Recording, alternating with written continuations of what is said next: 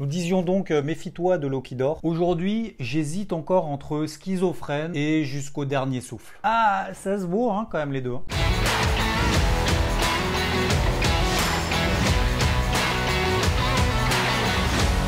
Commençons tout de suite avec la macroéconomie cette semaine et surtout les PMI en zone euro qui étaient meilleurs que prévu. Ça, c'était mardi. Zéro réaction du marché qui n'ont absolument pas réussi concernant les indices à franchir leur haut de résistance daily dans lequel ils s'inscrivaient depuis maintenant plus d'une semaine. Le CAC à 5030 points, le SP à 3150 points, le Dow Jones à 26400. Alors lui, il était un peu plus faiblard que les autres. Et le DAX alors ? Et ben l'indice DAX est parti tout seul en haut de son range. Bref, des PMI qui sont bons, c'est bien, mais c'est pas suffisant. Et c'est ensuite que le marché a été pris d'une certaine psychose, une panique générale. Disons qu'il a consolidé un petit peu, il n'y a pas non plus de quoi s'affoler, en tout cas pour le moment. Resurgence de crainte concernant le Covid-19 et plus particulièrement aux États-Unis. Nouvelle hausse des cas, reconfinement tout à fait possible, augmentation inquiétante en Arizona, et a priori les hôpitaux sont complètement full à Houston, avec toujours le mot de la fin de Donald Trump. Bref, les marchés s'inquiètent, moins 3% dans la foulée. Malgré d'ailleurs le yen qui ne s'est pas renforcé à ce moment-là. Je te rappelle, yen, valeur refuge. Et toutes ces paires en yen se sont stabilisées en daily tout au long de la semaine. Et ce, après une violente impulsion haussière en daily. Euro-yen, GBP-yen, AUD-JPY. Le gold que je considère plutôt comme une valeur refuge secondaire, lui, s'est extrait par le haut de ce range daily dans lequel on s'inscrivait depuis mi-avril. 1760 $, c'était le seuil clé technique à franchir pour libérer un nouveau potentiel. Oui, concernant les indices, j'oubliais un petit détail quand même,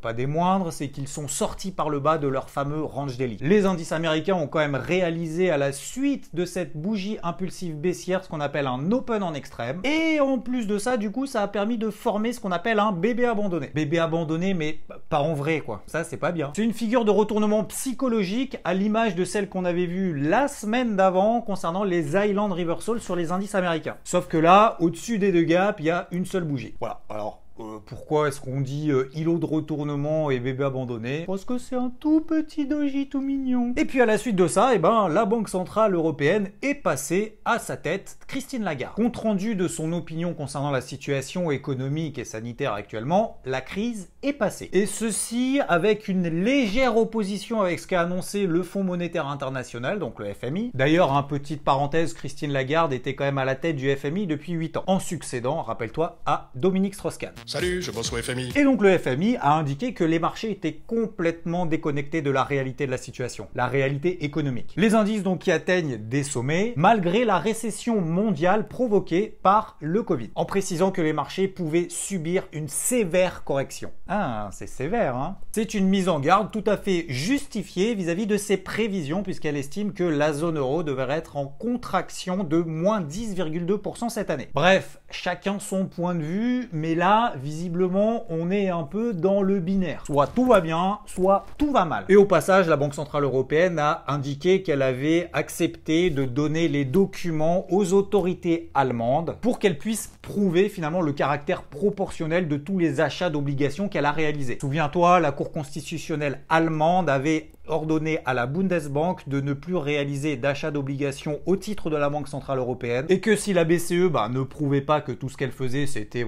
justifié, on arrête tout début août. Et pour terminer concernant Christine Lagarde, elle a indiqué qu'elle était plutôt pessimiste vis-à-vis d'un accord entre les dirigeants européens pour la création d'un fonds de relance de 750 milliards d'euros financé par des emprunts massifs. Rendez-vous donc à Bruxelles le 17 et 18 juillet. Et donc pour rajouter une petite couche au fait que la Banque Centrale Européenne estime que la crise est derrière nous, la crise, les régulateurs américains ont plus que dépassé les limites. En fait, c'est pas qu'ils ont déplacé et augmenté les limites, que ce soit de leur injection de liquidité, etc., mais c'est qu'en fait, ils prennent les règles et puis ils les enlèvent, ils les annulent. En fait, j'ai juste voulu voir... Non, tu dégages!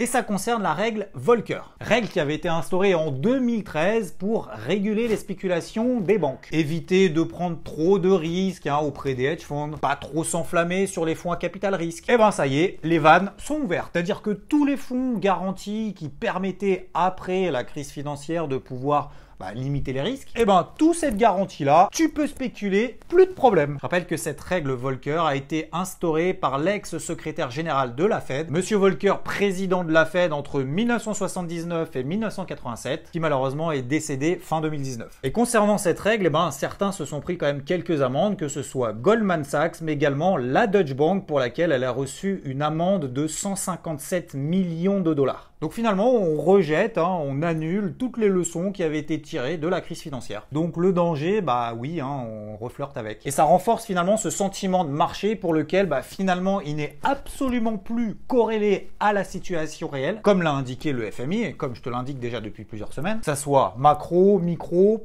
et il n'est plus que spéculation. Là-dessus, tout le monde est d'accord, et j'ajouterai même en disant que c'est quand même plutôt dangereux. Parce que là, oui, effectivement, on fait all-in et on dépasse même le all-in, c'est-à-dire un all-in mais sans règle. Au final, on a les banques centrales qui sont toujours en soutien. Ça a entraîné une petite invalidation de ce fameux bébé abandonné d'un point de vue technique. On est revenu au milieu de ces fameux ranges daily dans lesquels on était, plus particulièrement sur les indices européens, parce que eux, les indices américains, subissent peut-être un petit peu plus de pression quant aux inquiétudes ressurgentes à propos du Covid. On appelle une sous-performance. Ils baissent un peu plus vite, ils montent moins vite. Balle au centre, sauf qu'en fin de semaine, les indices américains ont commencé à décrocher un petit peu, parce que, oui, effectivement, on n'est pas forcément prêt à prendre des risques avant le week-end, surtout s'il y a encore des mauvaises news qui vont tomber alors que les marchés sont fermés. Donc on a corrigé partiellement l'excès baissier, on l'a quasiment d'ailleurs intégralement corrigé sur les indices européens. Le pétrole qui a quand même donné un gros signal baissier, après lequel on a eu une baisse de 8%. Mais bon, en même temps, vu la progression de ces dernières semaines, moins 8%, c'est pas non plus